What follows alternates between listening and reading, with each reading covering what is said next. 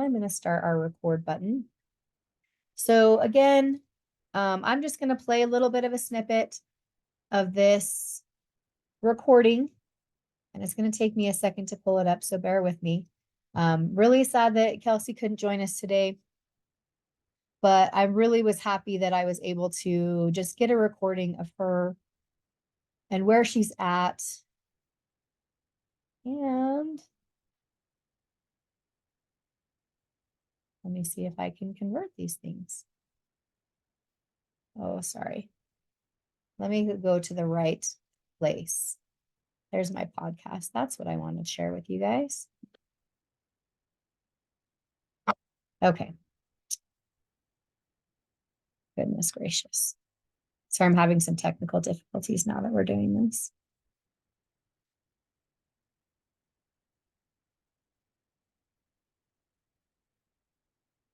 No. Of course, I can't find it. Stand by. Let me still work with my.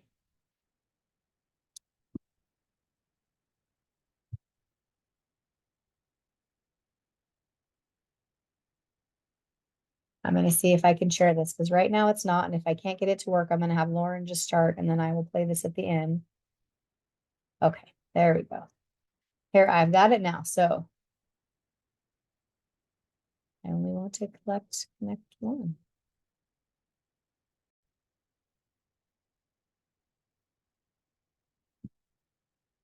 Okay.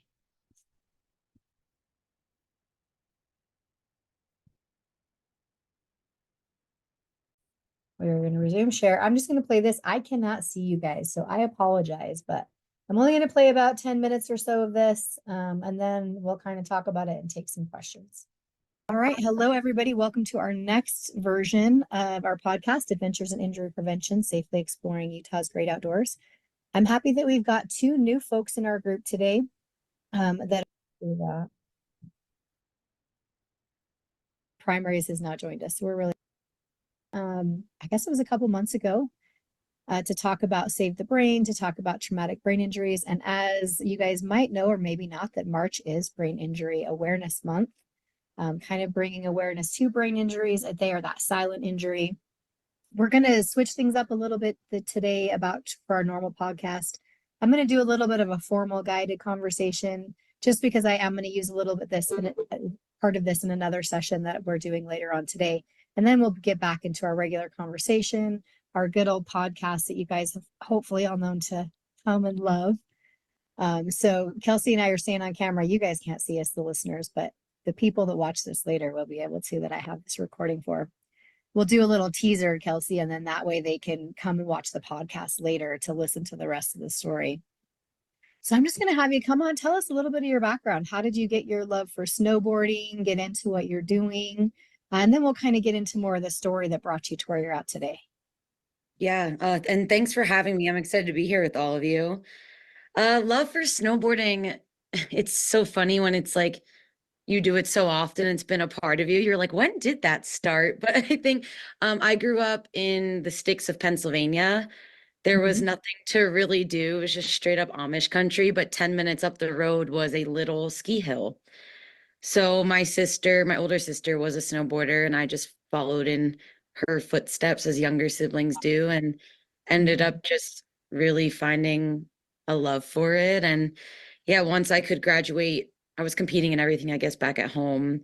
Once I graduated high school, I got a job working at a summer ski and snowboard camp in Oregon. And I just graduated high school, packed up my vehicle, drove out west, and never went back. Yeah. Almost opposite ends of the country. Yeah, it just, for me, I don't know, it was just like I never even hesitated thinking about it. Like snowboarding was definitely in my blood and who I was, and I was just competing a lot and was like, I want to explore this further and see where I can go with it. Yeah, and that's fantastic. And then we're going to kind of get into a little bit more a somber approach, is kind of tell us your story about, because you got an injury, a couple injuries, you got some injuries with snowboarding, and that's kind of what we're here to talk about a little bit. And then of course, your foundation that came of this. But Tell Mhm. us just that story. I've watched it on Instagram. I love it. So if you guys ever want to see that, or you've got your story on Instagram, and I've definitely read a couple articles about this as well. But Yeah. Well, and it's ironic we're filming this today because today is actually marks my surgery date. okay. So yeah, this is always like my mom will call me crying and she's just like, you almost Oh, died on this day. And I'm like, Mom, but I didn't and I'm okay. yeah. But but yeah, so ironically on this day, 8 years ago, so it was Olympic qualifier year for snowboarding and I was just trying to go to every contest to stack some points to, hopefully climb that Olympic ladder. And I started my season with a complete knockout for the first contest. So knocked myself out completely and didn't really give myself any time to rest and recover. So I just kept keeping and kept knocking my head, kept knocking my head, and I just didn't stop. So after about a month of doing that, one of the falls was really bad, ringing in the ears. I was nauseous. I couldn't really see. And I remember getting on the chairlift and yeah, I just like had a voice in my head and it sounded like my pop-pops who was like my best friend who's passed and he just was like your brain is bleeding. So I took myself to ski patrol. I said I think my brain is bleeding. They said everything looks fine. I got checked out by four other doctors. Everybody said I looked fine, just concussed, everything was okay. 2 weeks go past and luckily one of my best friends walked me into the emergency room because I was slurring, gagging, just kind of not being myself emotionally. And yeah, they said, we'll take a CAT scan just in case, but we think you're fine. And Mhm. they took the CAT scan and she comes back in ghost white and she just says, you've been bleeding in the brain for 2 weeks. It shifted 11 millimeters and you would not have survived another night. And Mhm. she just said, you have a guardian angel and you now have to go for immediate brain surgery. Mhm. So, It's so yeah, crazy. yeah, I mean, it's something you never expect. And I mean, as an athlete, like, injury is always there, but Mhm. one as tragic as that, just unexpectedly, I guess yeah, it definitely caught me off guard. Yeah. And so kind of talk about your hospital experience and then your recovery. I know that some of the things that you talk about is the challenge that you face recovering from a brain injury, especially like you talked about is people look at you and you're fine, you look fine. Outwardly, everything looks fine, but it's not.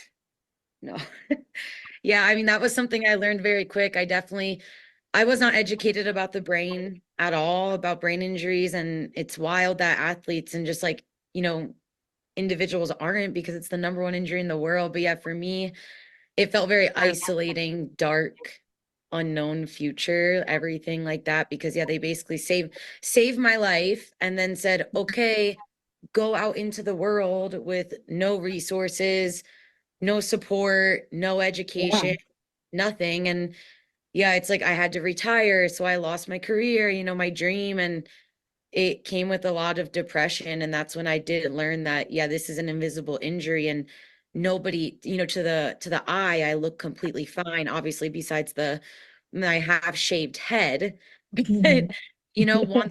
once that grew back in and it was 4 years down the road and I was still suffering immensely. And I didn't know how to cope or anything like that. And yeah, that's when I realized I was like, this is so gnarly and like nobody should have to do this alone. Like, Mhm. because yeah, I don't know, it was even hard for my family, right? Like, I'm not acting myself. And even though I look Yeah. like myself, and that's a hard thing for them to see, a hard thing for friends, a hard thing for you. Like, it's definitely Mhm. like not easy for any party. No, definitely not. Oh, it looks like we lost Morgan. Jen, do you have any questions as we're kind of popping into this or Morgan before we kind of move into So some no, so you were saying how, it took you like 4 years, or I mean, how long ago was this injury? So it's been 8 years. So yeah, during like I went 4 years just suffering with symptoms like insomnia, depression. I had a very bad eye tick. It hurt to move my eyes, like ringing in my ears. Like I lived with that for 4 years. until I finally would seek help, Mhm. So basically. on So, that, did you, sorry, Jen, go ahead. no, so what kind of, so after you decided to seek help, did you go to like a neuro rehab place? Like, where was your follow-up? Yeah, I mean, I remember just diving deep in the Google wormhole, being like, anything, like, I need anything. I don't know what it is, but I need some sort of help. And through friends of friends, it started coming up that there was a treatment facility located in Provo, Utah. And I was just moving back to Salt Lake, and I just was like, oh, let me look into this. And turns out, yeah, there's a facility called Cognitive FX located there. They work with, NFL, NHL, like professional athletes. And I started looking into them, chatted with them, and yeah, I fit like right into their, kind of mold of a patient. And I just went, got a brain scan, and yeah, felt like hopeful for the first time in forever that, somebody could help me. But it's basically like a brain boot camp. It's like 1 week, and you're just like 8 hour shifts of just like kind of eye therapy, memory, cardio, physical therapy, meditation, like kind of everything for the brain. Mhm. Um, it was definitely very intense, but it flipped my symptoms completely around. And I was going to ask, in those 4 years, did you have to go back for any other like symptoms to be treated in emergency or urgent care or anything like that? No, no. So I went back to snowboarding as well, pretty much right away. But I think for me, the gnarliest thing was my PTSD. Yeah. I ended up just even strapping into my snowboard, my brain was just like, no, like this thing almost killed us. So it was definitely, I went to the ER, but it was because I would hit my head and think I was bleeding in the brain, and I just checked myself in. But everything on a scan was fine. Hmm. So. Yeah. I do have a question, and you may have mentioned this earlier, but were you wearing a helmet? Like, what kind of protective gear were you wearing? Not the best protective gear. I was wearing a helmet because you need one to compete, but it was a skateboard helmet that was probably 10 years old. So that was definitely part of the issue. Like, yes, I had one on, but I could have. All right. Well, and Did one of you the things, did you lose consciousness at the time? Like when you first hit? So did you have, Uh, I lost consciousness on like my very first hit in January, but then I made it to March somehow, just still hitting my head. I probably hit it like 6 more times in a wow. in that month. And then yeah, the last one I didn't lose consciousness, but it's wild because I don't remember the 2 weeks with with a bleeding brain at all. And I was driving a vehicle, snowboarding, going to work. Like I was doing all of these things, but I don't remember any of it. Wow. Wow. Yeah. yeah. And one of the things I ask is, especially as being an athlete, is did they ever give you any education about helmet use or the proper helmet for the activity? Was that ever something that was provided to you or talked about? Because obviously injury prevention, that's something we think about. Is that something we can do better? And obviously I know like later on we're going to talk about, because I know you have some helmet stuff that you've been doing lately, but when you were an athlete and first started out, was that ever brought up? No. No, it's tough with snowboarding because until you're fully on the US team, you Mhm. don't have access to the good physical therapists, the coaches, anything like that. You're kind of just like on your own. So I'm sure like the US team athletes, yes, their helmets are probably like the best of the best. But when Mhm. you're like just trying to crawl your way up, like no, you're just on your own and nothing's really provided for you. Yeah. And yeah, like none of the contests like have ever checked a helmet. They're just like, you've got a helmet, it buckles. Okay, great. That That's the hurts my check. injury prevention heart, right? Yeah, they're like, oh, it stays on your head. Okay, good. Go Oh, ahead and drop. goodness. Oh gosh. Yeah. Man, that is scary. And as we get into this kind of talking, like I said, I'm gonna do a little bit more formal and then we're just gonna stop and open it up. But that led you to your foundation. So I definitely want to talk about that and share that on the next session that I'm going to do this with. So kind of tell us about what led to your foundation, what it's all about. Yeah, I mean, it's well to also reflect on that because yeah, it's been now 4 years in May since I've created Save a Brain, and this was just a pure, trauma-driven passion project that for me it was like I was suffering so badly. So much pain. I started speaking out on the social media about what I've been going through with my brain injury and how bad it was. And strangers were just reaching out to me, asking for any sort of support or questions because they didn't know where to go or they felt alone. And I was just like reflecting, and that's not okay. Like, I'm just like, if their last hope is reaching out to a complete stranger, that's, that must be hard for them. And that is sad. So for me, I just was like, okay, I'm going to start an Instagram account, call it Save a Brain, and I'm just going to educate my people. Like, I'm going to break down all of this like science and education that's like kind of hard to learn in the medical way and make it digestible. So for a year I just ran the Instagram account and was just educating my friends, and it was so incredible to watch like random people just learning with me. And then that's when I don't know, I was thinking about it for a while and was just like, I think we could do more here. Like we could do more. And yeah, I just kind of ended up just looking back in my notes. And for a year, I was just writing nonprofit question mark, but had no idea how to start a nonprofit. And then as soon as I just brought it into the universe, it was like Saver Brain's going to be a nonprofit. All of the doors just started opening to help me, really get that off the ground. So it's been a really, really incredible evolution from just a little Instagram account. Yeah, But I think it's amazing. yeah, but I don't know. It all stems from what I felt there was a lack of in my own recovery of I didn't like have any resources. Where was a good trusted treatment facility? I had no idea. I couldn't find it anywhere. So we have a resources tab on our website. We have a concussion guide that's for 8-year-olds and up to understand. So little Johnny can educate himself, and we can give that to his parents so they can also, know what to expect, because my family love them so much, but they also didn't know what to do. So like all of our programming is coming from that. It's like, okay, well, helmets are expensive. Let's donate helmets every month to nonprofits, youth programs, and let's make sure that their brains are having good quality helmets.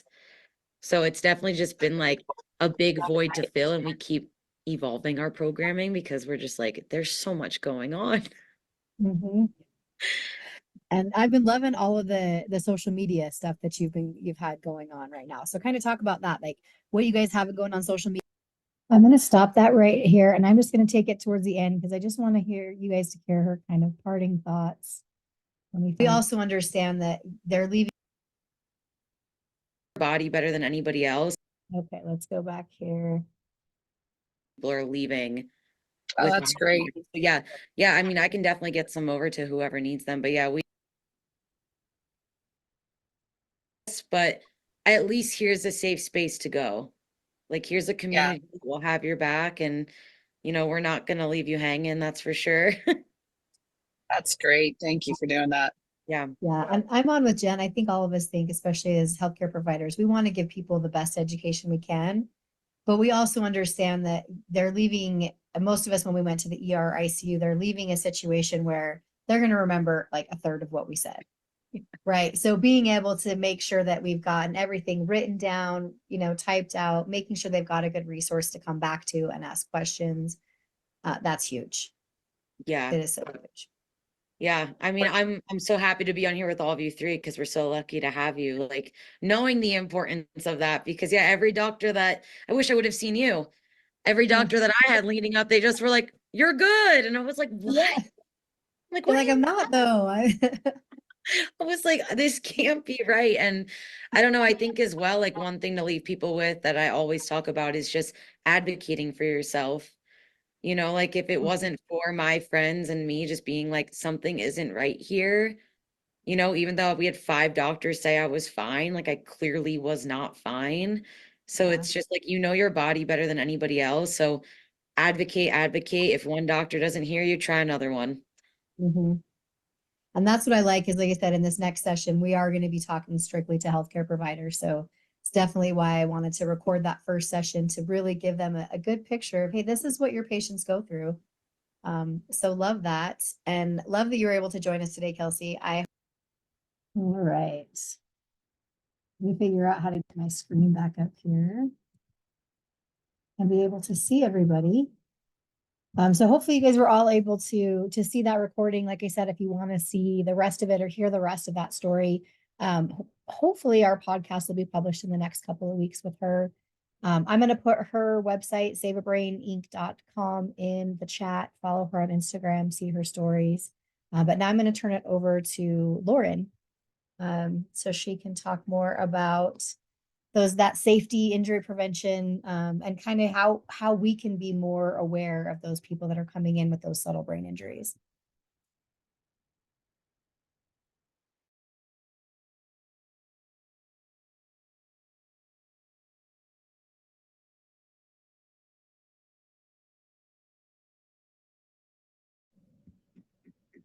Can you hear me?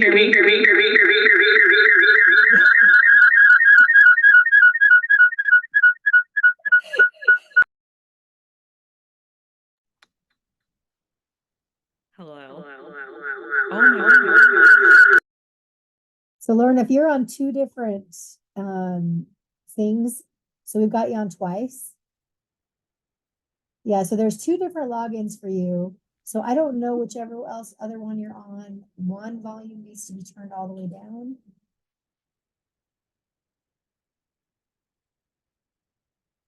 Are you showing that you're on two devices?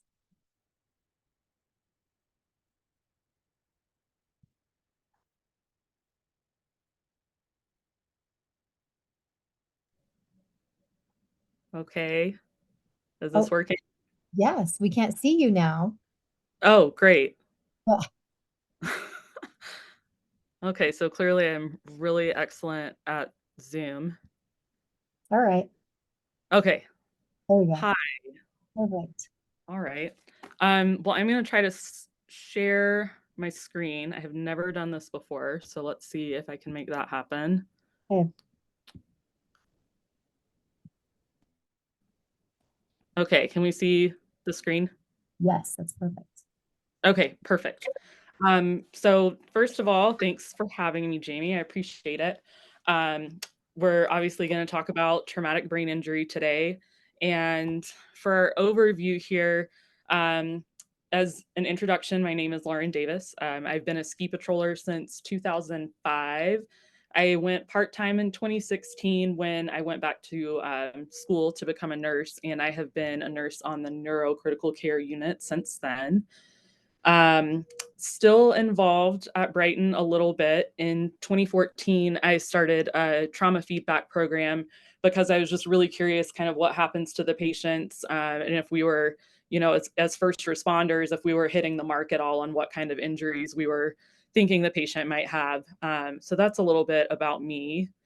As far as the overview, I'm going to go through the anatomy of a call. So when we get a call on the hill, we'll talk about assessment and management on the hill and afterwards, and then go through some safety and prevention. So this is kind of what I think about as the components of a radio call when we do have an injury. So we get a first report of injury, and ideally we'll get a possible injury and a location. So even before we leave the top shack, if we have the injury location and where they are on the hill, we can already start to kind of get the wheels turning with what kind of area is this? What kind of obstacles might be there? Is it a high traffic, high speed zone? Are we in area, out of area, in a terrain park? So there's a lot of information that we can get and kind of already be thinking about before we even step foot out the door. The next part, which I know they, talk extensively about in EMS, is scene safety. So obviously, if we're not safe, we can't keep anyone else safe. So we're going to kind of be thinking about, do we need to initiate some kind of uphill traffic control? If it's an out of area situation, is it safe to enter that out of area potential avalanche terrain? Thinking about all of those things.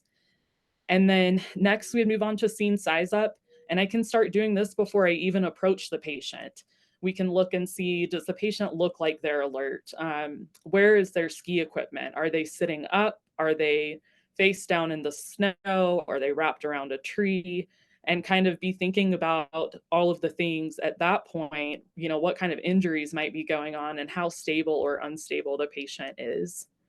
And then after that, obviously, when we get to the patient, we're going to get our general impression, our full head to toe assessment.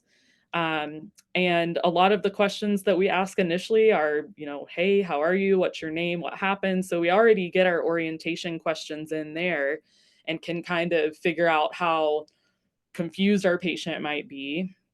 And then we're also going to start thinking about what resources we need. We work in a really unique environment where we're on uneven terrain, cold terrain, could be windy, can take a lot of effort for a helicopter or an ambulance to get up to the resort. If anyone's driven to a ski hill this year versus 7 years ago, it is a big difference. So we really push an early transport decision and deciding if our patient needs either ALS care, BLS, or if we can kind of sit and wait and monitor them. So a lot of times we'd like to make that call before we even really get into splinting or anything like that, so we can make sure that the definitive care teams are on the way. So within the assessment, we have kind of the two scales, AVPU and GCS. GCS is a little more involved, takes a little more time, but for first responders, the AVPU scale, the A is alert, V is responsive to verbal stimuli, P painful stimuli, and U is unresponsive. And truthfully, just having that information is really enough to tell us about our patient's cognitive deficits that may be there. If you have time, you can do the GCS, and that's a really great tool and some excellent info to be able to pass along to your EMS crew whenever they get there. But ultimately, just some kind of idea of how alert the patient is. We also really, really want to consider the mechanism of injury. I know this talk I will try to stay geared towards just head injury the whole time, but a lot of people with a head injury will also have other injuries.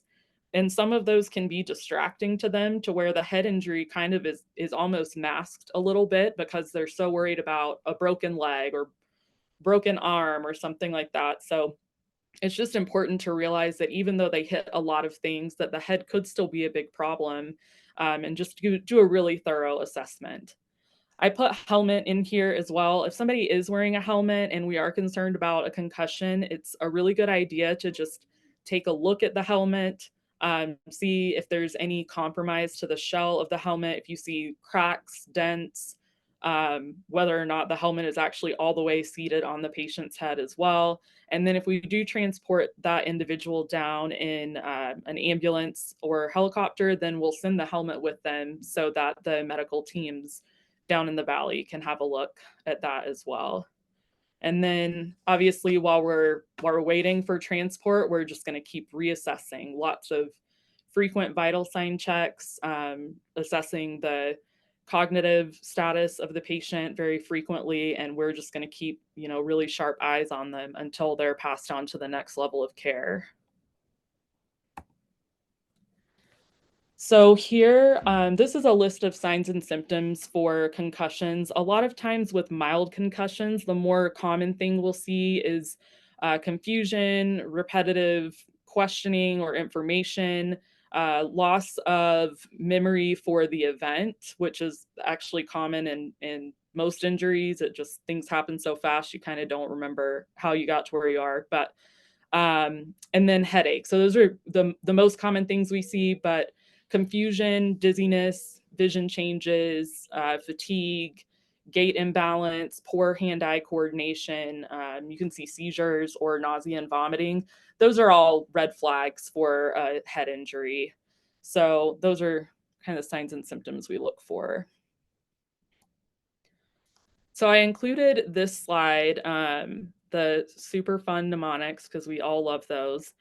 This is the AEIOU tips. This is should be pretty familiar across all of EMS, but it's in our outdoor emergency care book as well. So these are just other causes of altered mental status. And I like to include it because when we think about a trauma on the hill, we get so much tunnel vision towards your, your skiing, your snowboarding, whatever's wrong with you has to be a traumatic event, and tend to forget that there are a lot of medical issues that come into play as well. And, maybe one of these medical issues is what caused somebody to, you know, faint or fall or something like that to precipitate the trauma. So it's just a good idea to keep those things in mind and make sure we're treating the individual as a whole and not just as the head injury. So for the management portion, I kind of already talked about the transport decision. Head injuries are very serious, and we want to make that really quick transport decision because we can continue to monitor after the transport decision is made. It takes 15 seconds to make that call. And we're all on high alert on the mountain. If we hear there's a possible head injury, you won't be down there alone. There will be extra hands. The patient will be taken care of, and we can kind of tackle all of the things together as a team. As far as education goes, some of this gets a little bit difficult because if we're looking at a milder concussion and the patient is willing to go down the canyon either via ambulance or helicopter, then we're really excited because we know that that patient's going to go to a hospital, they're going to get the care that they need. But a lot of people don't have insurance, or they don't want to pay for the ride, or just want to tough it out. And here is where Ski Patrol really has to step in for these people that have maybe milder symptoms and do want to watch and wait. So the most important thing when I think about education is we love patient involvement, but they are not really the primary target for our education at this point. We want to find a friend or a family member who is with them, somebody that's going to stay with them overnight or, for a couple of days. And they're the ones that we really want to educate because we want them to see the change. And a lot of times that conversation will just start out with, this person better than I will ever know them. Are they normal right now? Is there anything that's off? And if you kind of make it that simple, then it takes a lot of the pressure away of having a family member or a friend trying to remember this long list of, oh, well, if it's a headache, it's got to be a concussion. So it does take a little bit of pressure off. But of course, you do want to go through that list of signs and symptoms to look for. And ultimately, if any of those signs are getting worse, or if you're getting an increase in the number of signs, then you just really have to stress the importance of going to seek medical care. It's always going to be our recommendation for people that have sustained any kind of head injury, even if they have a full return to what they're saying is their baseline. The other thing that we will say is to not return to activity. So we will suggest that the individual be done with riding for the day and just to kind of take it easy the rest of the day. And if we go back to looking at that kind of, I think about that mnemonic again, the AEIOU tips. And basically when we're telling them what to do when they go home, we're going to say, don't do anything that would cause all of those problems. So avoid alcohol, avoid getting into a really hot tub and getting out and risking like a syncopal episode, staying hydrated, anything that could potentially mimic a concussion symptom. We want to just try really hard to differentiate between what's a concussion symptom versus just dehydration. And then I list these next two things. The second impact syndrome, from what I was reading online, second impact syndrome is usually fatal. And this is when there's a second head injury that occurs after the first head injury has fully healed. The concept, however, is the same, kind of like Kelsey was mentioning, that when you have an initial head injury, the second injury that you have, it could be that you didn't even hit your head as hard as the first time, but all of it adds up, and each additional head injury that you get has there's an opportunity for the symptoms to be worse or more severe, or in Kelsey's case, to end up with, you know, emergency surgery. So that's why we really stress for somebody to not return to activity. And then there's also something called post-concussion syndrome. So these are where you could have those concussion symptoms for days, even up to many, many months after the fact. So that's something that you may see people experience.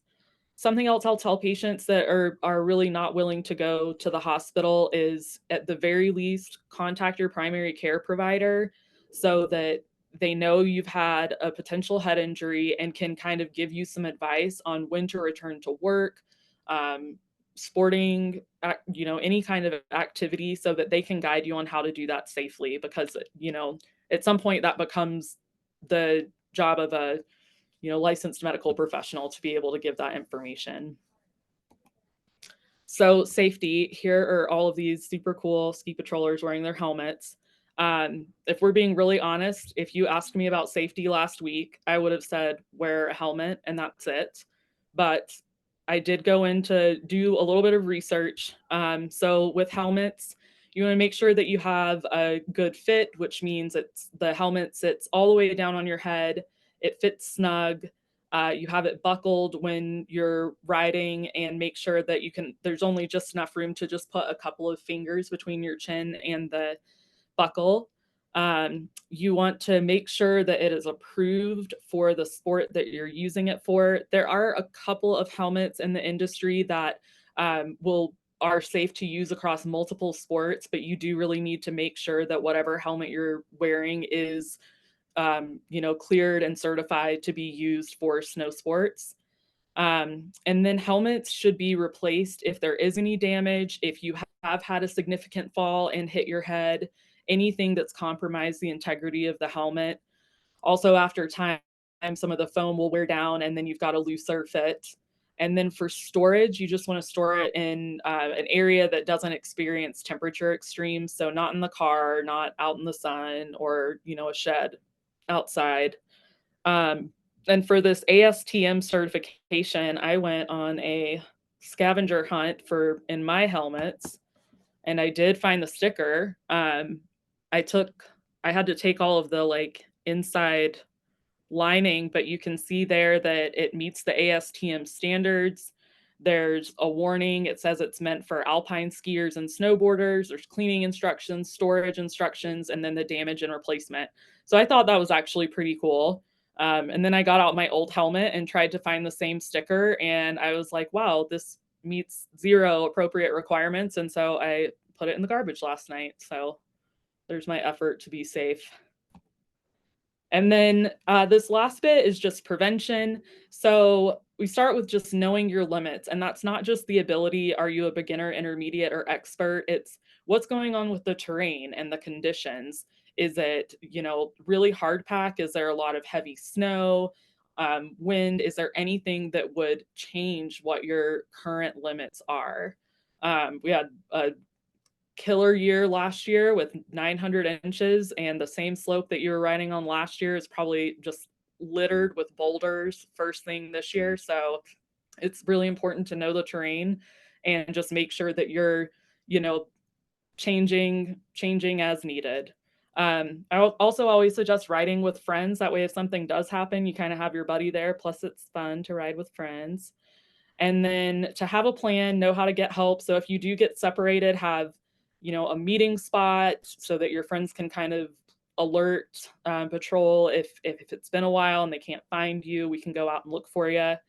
And then a lot of resorts, Brighton included, also have apps now that you can go on to. We have a section in our app where you can click on Ski Patrol. There is a giant red button that says SOS. If you hit that, it goes directly to our dispatch center, and it also gives you exact GPS coordinates of where you are, so that if you can't explain where you are, you can give those coordinates to patrol and we can find you that way. And I know that many resorts have something similar. So it's good to get familiar with that so you know if something happens, how you can get help. And that is all I have. That is fantastic, Lauren. Thank you. Does anyone have any questions for Lauren? I have a couple, but I'll leave it open for people to ask or comment in the chat and we'll ask them.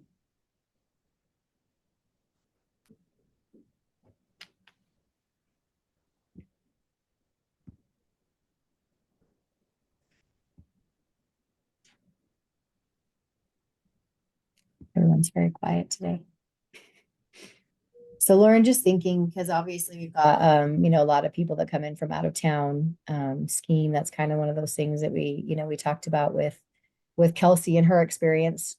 She wasn't skiing in Utah, when she had her injury and when she had her, surgery either.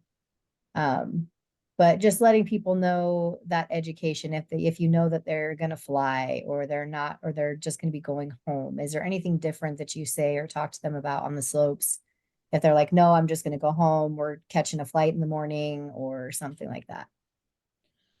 If somebody is planning on catching a flight in the morning, I will tell them in the kindest way that it would be very dumb for them to not go to the hospital, because as soon as they're in the air, there is nobody that can help you with anything.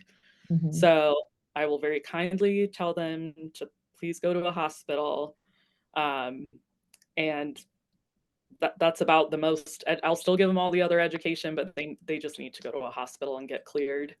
And really, we always stress the importance. I understand, you know, a mild head injury, people go, maybe I'll just wait.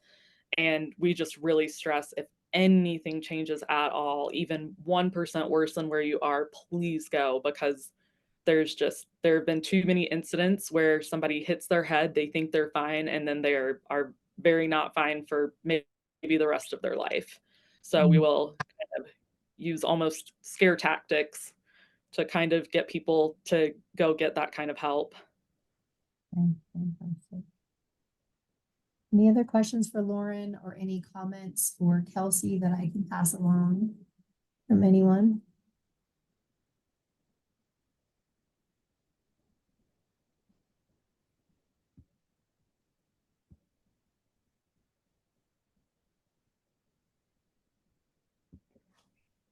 Okay.